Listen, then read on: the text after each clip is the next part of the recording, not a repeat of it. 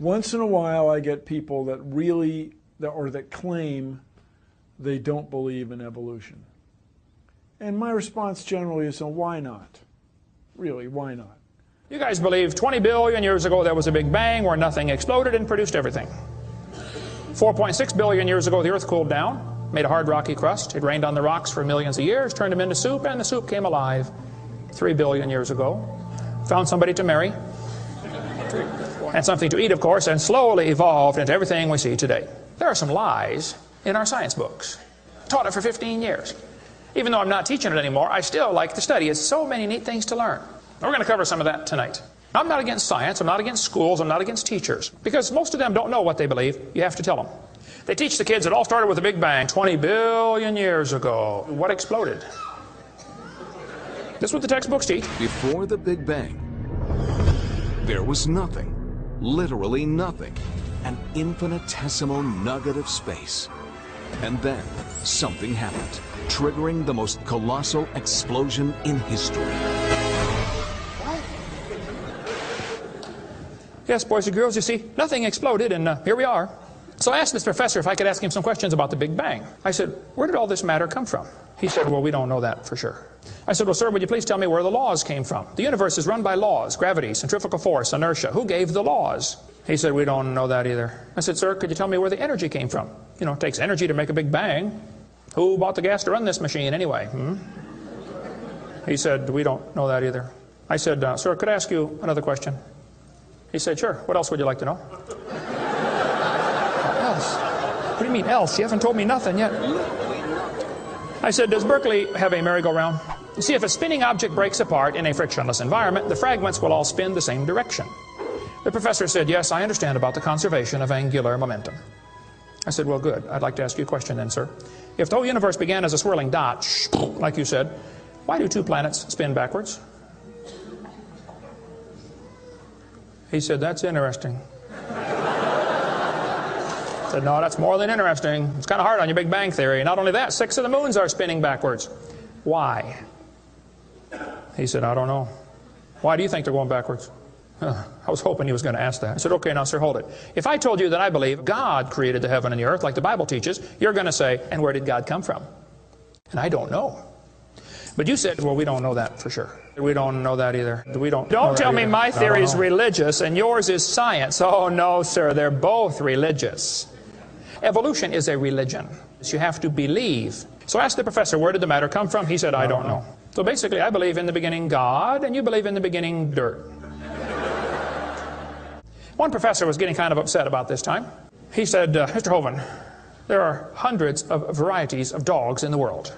He said, do you mean to tell me that you believe all these dogs came from 2 dogs off a Noah's Ark? You expect me to believe that? I said, sir, would you look at what you're teaching your students? You're teaching your students that all the dogs in the world came from a rock. Charles Darwin was disciplined. I mean, he did these extraordinary experiments, this series of experiments. Then they're going to tell the kids, well, we have evidence for this theory. Charlie Darwin stopped off at these islands right there called the Galapagos Islands. Charlie studied the birds very carefully and said, you know what? I think all these birds had a common ancestor. I bet you're right, Charlie. It was a bird. You see 14 kinds of birds, and you conclude that birds and bananas are related. Here are these ancient dinosaur bones or fossils. They tell the kids they have evidence of evolution from fossils. I don't think so. If you find a fossil in the dirt, all you know is it died. You don't know that it had any kids. And you sure don't know that it had different kids. You bring in a bone to the judge. Judge, I found this bone in the dirt. This is the ancestor of all the humans today. They would laugh at you. You don't know that that's the ancestor of anybody. And why on earth would you think a bone in the dirt can do something animals today cannot do? They'll say, boys and girls, you have 2 bones in your wrist, radius and ulna. And boys and girls, look at the whale's flipper carefully. Did you know the whale has 2 bones in his flipper?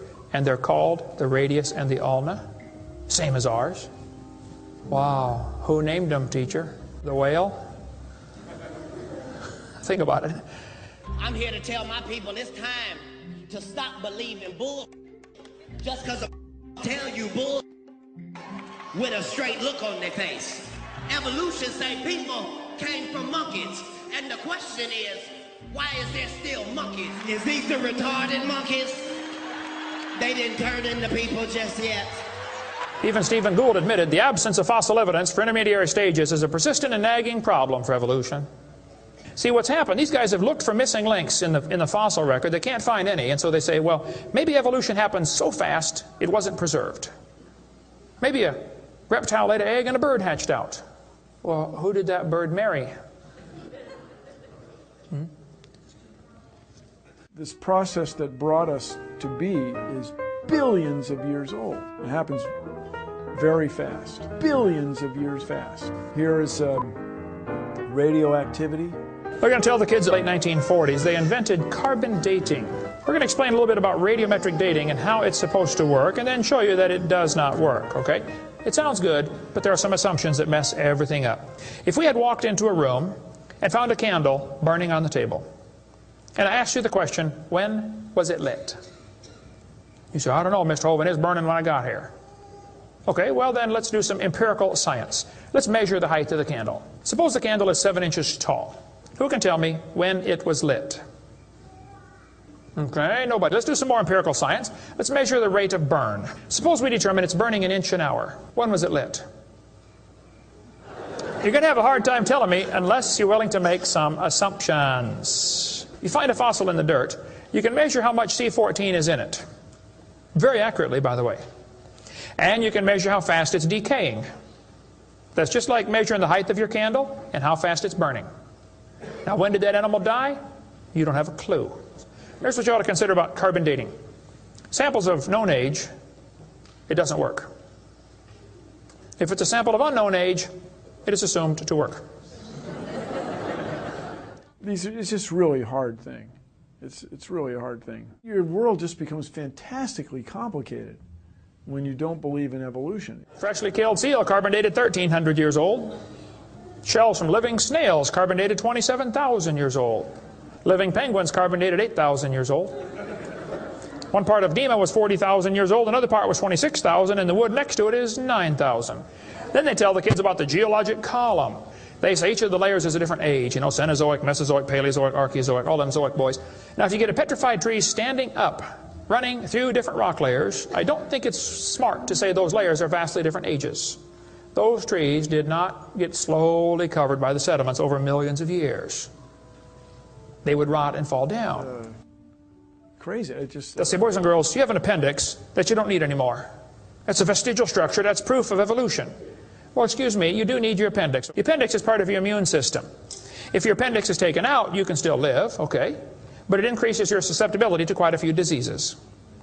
You could live without both your legs and both your arms and both your eyes also. That doesn't prove you don't need them. There are no vestigial organs. And even if there were, that would be the opposite of evolution. That's losing, not gaining. I was taught when I went to school, man used to have a tail, but he lost it because he didn't need it. I thought, didn't need it? Have you ever thought how handy a tail would be? Have you ever come to the door with 2 sacks of groceries? Wouldn't that be nice, man, to be able to grab that door and walk right around and get in it? Lost it because we didn't need it. Man, you could drive the car and tune the radio knob and hold the Coke at the same time. What we're finding is that natural selection seems to be an incredibly important factor in generating new species. Natural selection, the key evolutionary mechanism Darwin identified. The bad designs get eaten by the good ones, and so all you have is good ones. Why is there still monkeys? Natural selection doesn't cause any evolution. It makes sure the bad ones don't survive, but it's not going to change it to something else. That's what evolution is. If you worked in a factory that produced cars, and your job was to check for defects, and you caught every single mistake, and you rejected it, how long would it take that process to change the car to an airplane? You say it'll never change it. That's my point. The students are taught we have evidence from development. Darwin considered this by far the strongest single class of evidence. This textbook says the human embryo growing in the mother has gills like a fish. Those little folds of skin are not gills. Those little wrinkles under your chin when you're growing up later develop into bones in the ear and glands in the throat. They never have anything to do with breathing. I've seen folks that have 5 or 6 chins and they can't breathe through any of them but the top one. Those are not gill slits.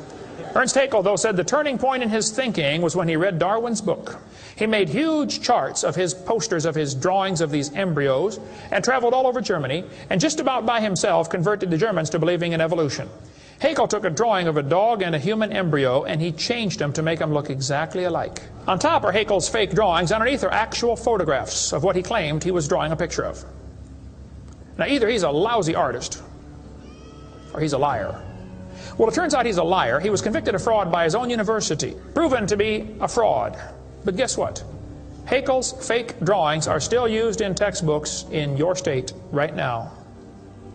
It's only been proven wrong 125 years ago. I know it takes a while to get textbooks up to date, but that ought to be plenty of time. Adolf Hitler said, "You let me control the textbooks, I'll control the state." Watch this sentence here carefully. Some kids doing this for homework tonight. Boys and girls, do you think humans are still evolving? Now what kind of question is that? Doesn't that question assume that evolution has happened? What if a kid doesn't believe in evolution? How's he supposed to do his homework tonight? That question does not teach him how to think critically. That teaches him what to think, not how to think. And when the kid gets done with this course, he's going to think he knows how to think. But he doesn't. He knows how to be told what to think. Brainwashing at taxpayer expense. They want to use my tax dollars to teach that to your kids in our schools. If you want to deny evolution, that's fine. But don't make your kids do it, because we need them. And that's where the problem comes in. Okay? If you want to believe in the Big Bang, just enjoy yourself, but keep your religion at home. The Russian atheist astronomer came to America and spoke at one of the universities, and he started off his speech, he said, "Folks, either there is a God or there isn't. Both possibilities are frightening. If there is no God, we're in trouble. We're hurtling through space around the sun right now at 66,000 miles an hour, and nobody's in charge." That's a scary thought. But if God made the world, He owns it. That means He makes the rules. You see, if there is a God, we better find out who He is, and find out what He wants, and do what He says. Malcolm Muggeridge said, "I am convinced the theory of evolution, especially the extent to which it's been applied, will be one of the great jokes in the history books of the future." It's a joke. And it would be a joke if it weren't for the tragic results. How many kids are taught this thing every day and believe it, and it destroys their faith? Find you something to believe in. Whole thing, who do you even pray to? Nobody. Hey, if you died today, where would you go? You ought to think about it, because you will be dead for a long time. Doesn't matter how long you live, you're going to be dead longer than that. You know George Washington died 200 years ago, and he's still dead.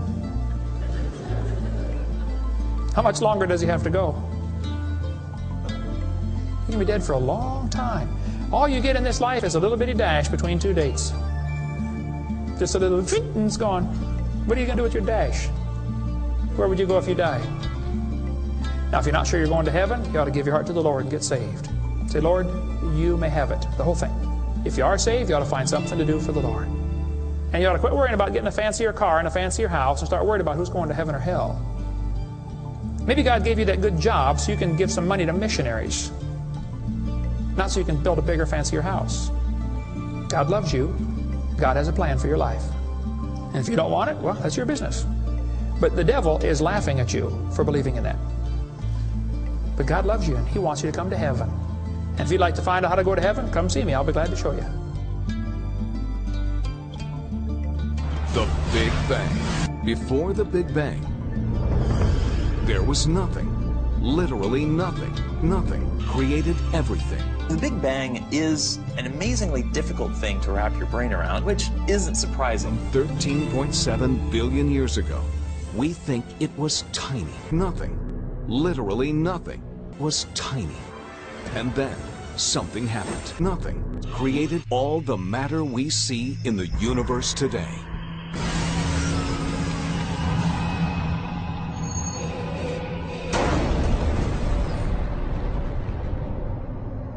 Nothing is more powerful than nothing. And that's what trips most of us up. It was the explosion of nothing. Find you something to believe in. World getting crazy. And you better believe something.